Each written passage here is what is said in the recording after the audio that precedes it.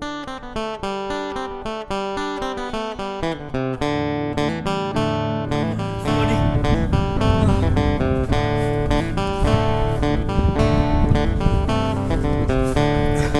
want to go to the Wayland Smithy? Okay.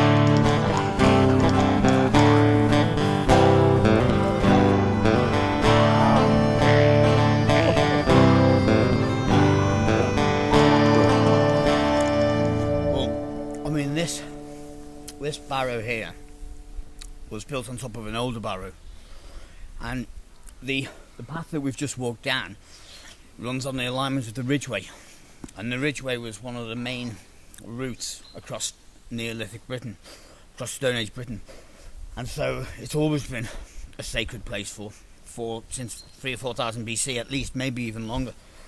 And so different generations have obviously rebuilt on top of the same monuments for ancestor worship, and obviously we see the White Horse at the top and the fort, because whoever controls the position on the Ridgeway controls the whole landscape around, because with the perfect view from the top of that fort it is possible to control all the trade routes around. So for importance of trade and for control in the area, I mean, this is one of the most central points in this whole area, because it literally dominates the skyline.